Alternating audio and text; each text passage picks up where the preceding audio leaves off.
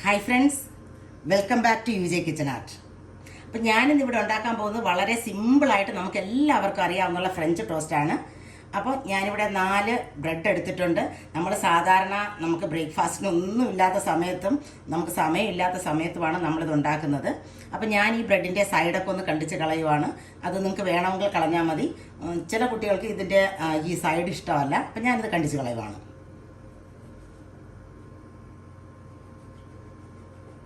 ഇനി നമുക്കിതിനെ ഇങ്ങനെ മുഴുവനെ തന്നെ വേണമെങ്കിലും ടോസ്റ്റാക്കി എടുക്കാം. ഞാനിപ്പോൾ ഇതിനെ കണ്ടിക്കുവാണ്, ഡയഗണലി കണ്ടിക്കുക.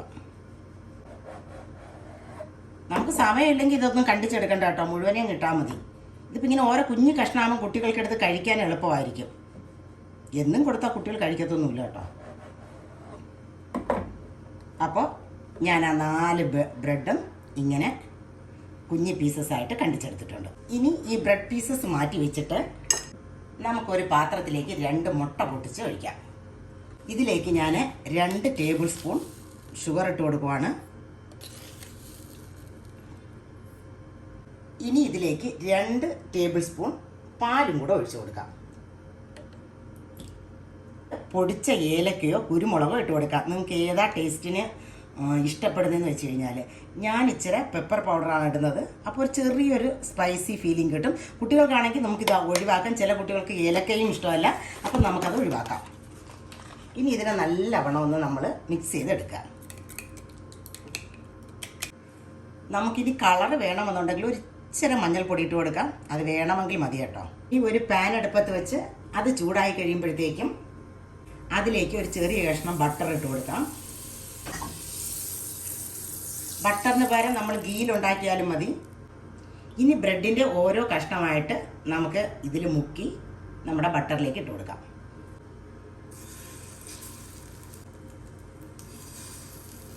തീ കുറച്ച് വെച്ചേക്കുന്നതാണ് നല്ലത്. ഒരു വലിയ പാൻ എടുത്ത് നമുക്ക് കുറേ കഷ്ണങ്ങൾ ഇടാം കേട്ടോ.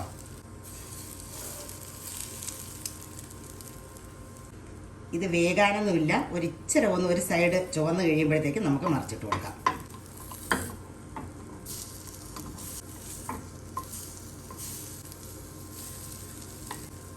ഇത് എന്ത് പെട്ടെന്നാണ് നമ്മുടെ ബ്രേക്ക്ഫാസ്റ്റ് റെഡിയായത്. ഒരു വലിയ പാൻ എടുത്ത് വെച്ച് കഴിഞ്ഞാൽ വേഗത്തിൽ കഴിയും കേട്ടോ. ഇനി അടുത്ത സൈഡിലേക്കും കൂടെ നമുക്ക് വേറൊരു ബട്ടർ ഇട്ട് കൊടുക്കാം. എന്നിട്ട് അതിനൊന്ന് സ്പ്രെഡ് ചെയ്ത് കൊടുക്കാം.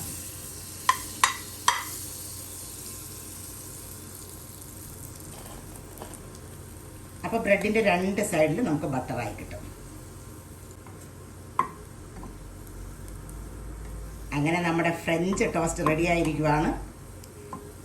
അപ്പോൾ എല്ലാവരും ഉണ്ടാക്കുന്നതാണ്. എന്നാലും ഇതുപോലെ ബ്രെഡൊക്കെ ഇങ്ങനെ മുറിച്ചിട്ട് ഇങ്ങനെ അടിപൊളിയായിട്ട് കുട്ടികൾക്ക് ഉണ്ടാക്കി കൊടുക്കാം.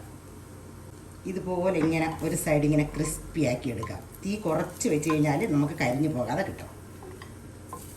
അപ്പോൾ ഞാൻ ബാക്കിയും കൂടെ ഉണ്ടാക്കിയെടുക്കണേ.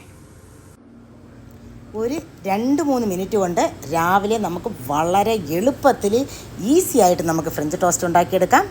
അപ്പോൾ എല്ലാവരും ഉണ്ടാക്കി നോക്കാം. ഇതൊരു ഈവനിങ് സ്നാക്കിന് നല്ലതാണ്. അപ്പോൾ ഓക്കെ, ബൈ.